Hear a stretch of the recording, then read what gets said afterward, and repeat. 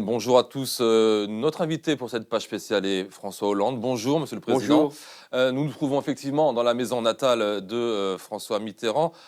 Plus les années passent, moins le souvenir de François Mitterrand attire les foules, visiblement. Pourquoi vous vouliez absolument être là aujourd'hui à Jarnac pour les 30 ans de sa mort?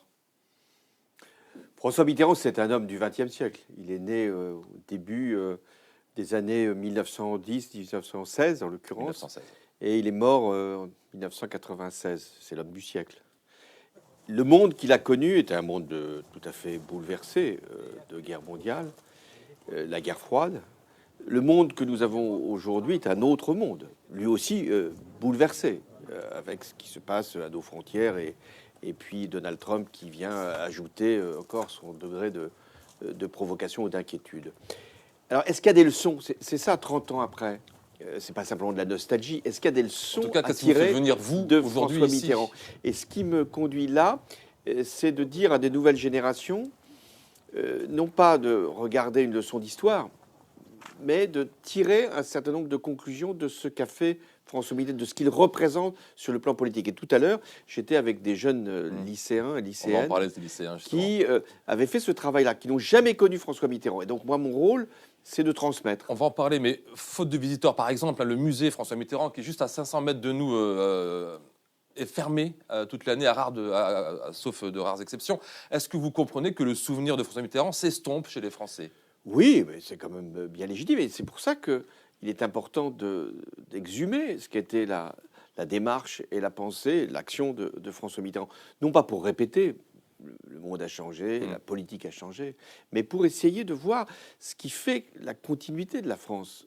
Mitterrand, ça a été un président longtemps, 14 ans. Qu'est-ce qui fait la continuité de la France? Qu'est-ce qui fait que la France peut encore avoir une voix dans le monde? Et c'est la voix que l'on peut reprendre de François Mitterrand. Alors là, c'est que la ville de Jarnac a occupé une place très importante dans la vie de François Mitterrand, puisqu'il y est né et qu'il y a passé les 10 premières années de sa vie. Retour sur ce lien intime de l'enfance de François Mitterrand avec Morgan Jacob et Christophe Guinaud. Je suis né dans une petite ville de province, en Charente, ou plus exactement en Saintonge. Il faut quand même imaginer un peu ce décor si on veut comprendre l'évolution d'un homme et surtout d'un homme politique.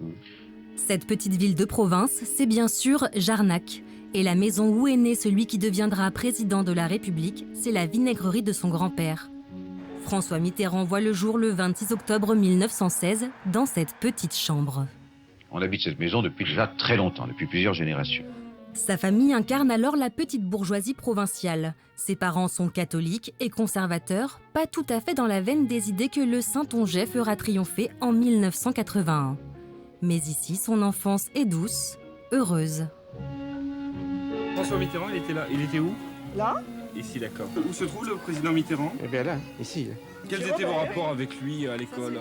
Oh, à l'école, on devait se boxer à la récupération sans doute, de temps en temps. Dès son jeune âge, l'ambition de François Mitterrand n'échappe pas aux adultes qui l'entourent. Il jouait d'une façon, j'oserais dire, scientifique, de façon, il voulait gagner, absolument. La directrice de notre école, mademoiselle Boucan, avait dit de François, il sera un jour évêque ou président de la République. Avant que la prophétie de son enseignante ne se réalise, l'enfant de Jarnac s'épanouit dans un paysage de papier et forge sa culture littéraire, loin du tumulte de sa grande fratrie. J'étais assez solitaire et j'aimais lire tranquillement. Il y avait les longues séances dans le jardin, dans les petits bois des environs.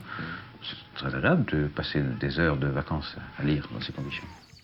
À Jarnac, il grandit au plus près de la nature, depuis sa chambre aux oiseaux comme il l'appelait, ou sur les chemins de la campagne charentaise, son univers tout entier. Ici, je ne connaissais pas la montagne. Ici, je ne connaissais pas la mer. Il fallait aller jusqu'à l'autre bord de la Saintonge. Mais pendant longtemps, j'ai cru que le monde s'arrêtait à la distance où pouvait me conduire ma bicyclette, quoi. Vers l'âge de 10 ans, François Mitterrand part pour Angoulême, puis ce sera Paris, et son monde, un temps charentais, ne cessera de s'élargir. Retour avec François Hollande. Quel genre de relation avez-vous avec François Mitterrand quand vous intégrez son cabinet à l'Élysée après la victoire de mai 81? Moi, je suis de la génération qui s'est engagée autour de François Mitterrand, pour François Mitterrand. Et donc c'était l'opposant que je voulais voir devenir président. Et puis j'ai 26 ans, il me demande, parmi d'autres, puisque nous avions fait la campagne, il y avait Ségolène Royal et Jean-Luc Mélenchon, qui n'était pas à ce moment-là dans le premier cercle. Mais il demande à ce que cette génération-là puisse l'accompagner dans la fonction qui allait être la sienne, la fonction présidentielle. Est-ce qu'il vous parle de la Charente de Jarnac à ce moment-là? Est-ce qu'avec ses collaborateurs, il en parle? Alors, j'ai un souvenir, puisque nous avions été élus, Ségolène Royal et moi-même, en 1988 comme députés. Nous quittions donc son cabinet et nous devenions des parlementaires. Moi, j'étais en Corrèze, je suis toujours en Corrèze. Elle était donc dans les Deux-Sèvres. Et il me dit, mais vous avez trouvé là un point d'équilibre. Vous avez qu'à habiter Angoulême, parce qu'Angoulême, c'est au milieu. Et il disait, en plus, Angoulême, c'est ma ville. Il y a Jarnac, mais Angoulême, ça comptait beaucoup pour lui. Donc, il avait cette relation avec la France. Et ça, c'est très important. Et je l'ai aussi mesuré comme président de la République. On ne peut pas être président de la République en étant coupé de ses racines. On ne peut pas être un président de la République qui n'a pas eu en France l'occasion de rencontrer énormément de monde. On va en parler tout à l'heure avec les différents lieux mitterrandistes, mitterrandiens en France.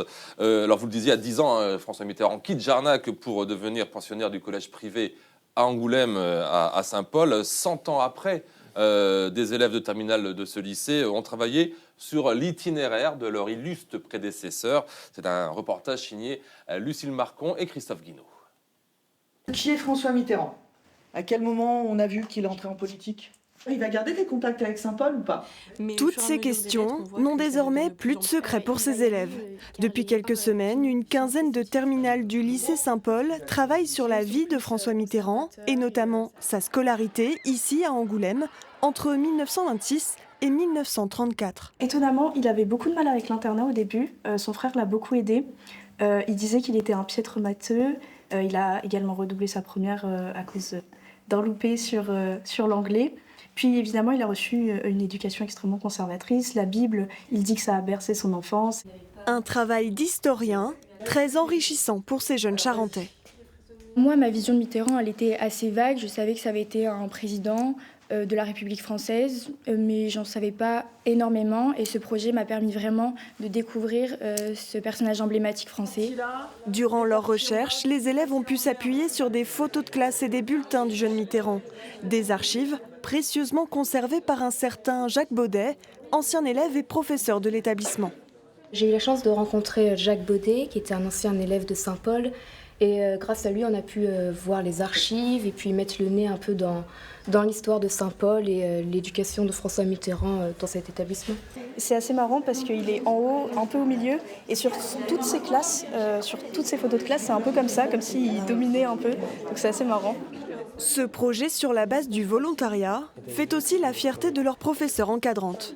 Déjà, ça a introduit un engagement vis-à-vis de leur lycée, parce que je pense qu'ils sont très attachés à Saint-Paul. Beaucoup aussi aimeraient éventuellement faire des carrières et faire de la science politique, travailler dans le droit, dans le journalisme. Et donc, je pense que ça les a interpellés.